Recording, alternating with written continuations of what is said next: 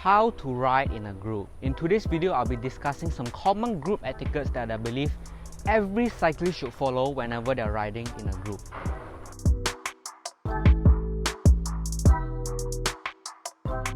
So the first one is actually hand signals. Now, things like giving hand signals and pointing out road hazards, I believe these things are a must not skip whenever you're riding in a group, because giving hand signals not only indicate to other riders where the group is turning, but it also helps other road users predict where the group is turning. Riding in a group, it's important to point out road hazards because the riders behind often cannot see what is ahead of them.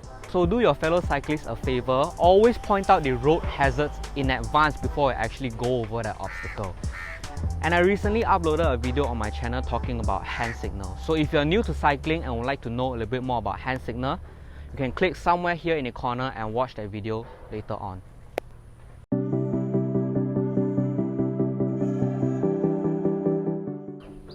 So second cycling group etiquette that I believe every cyclist should follow is riding in a pace line. Now, depending on how big the group is and how wide the road is, you can do it either single file or a double file format. So on quiet main roads that have multiple lanes, I believe it is okay to ride in a double file format. But country roads and trunk roads where it is a one up, one down traffic, I believe no matter how big the group is, it is always advisable to ride in a single file format. And depending on how big the group is, sometimes you might also have to break it down into smaller chunks. Because obviously everyone's speed is not the same, so sometimes it is better to actually break it down according to their speed. Now, whatever the final decision is, I always believe that it is important to not take up the entire road. Because another common mistake that cyclists often make is, even though the road is very narrow, sometimes they still ride in a double file format, maybe to chit chat or to catch up with their friends and stuff. But what ends up happening is that if you ride in a double file format, especially on trunk roads, cars from behind do not have room to overtake. So we end up becoming an obstacle to the other road users. So be considerate, ride in a single file format whenever the roads are small, and keep the chit chat to a minimum or to whenever you guys have a cafe stop.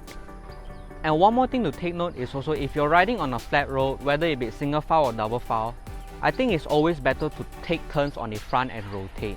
Because this way you get to share the workload among all the riders, and also every rider has the chance to rest. And by riding in this rotating format, it also keeps the average speed of the group higher. Now, I think the only exception to this is unless it is an official group ride where there is a ride leader to lead the entire group. Now, if that's the case, let the leaders do their thing and the other riders just follow behind them.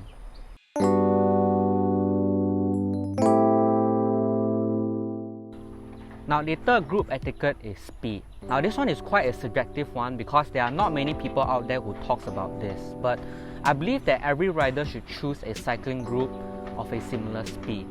Because a common scene here in Malaysia is that riders choose to ride with people that they know outside of cycling, maybe with people that they are familiar with.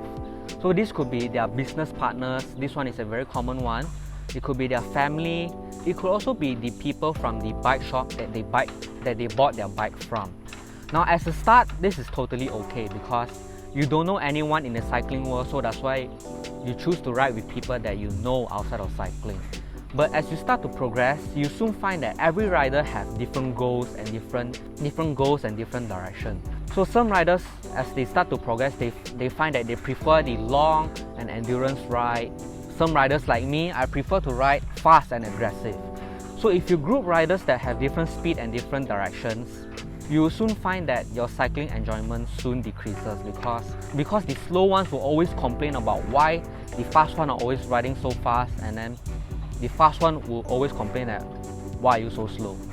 So finding the right group really can improve your cycling enjoyment, because at the end of the day, all of us ride our bikes to really enjoy that feeling of riding a bicycle. So choose your groups wisely, choose one that you know you can match the speed of, and I'm sure that this will be one of your biggest change in your cycling journey.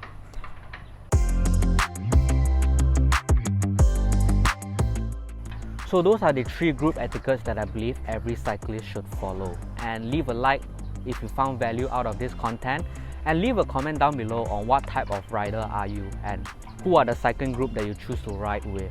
So remember to grow out of your comfort zone, find groups that you truly enjoy cycling with, and until next time, I'll see you in the next video.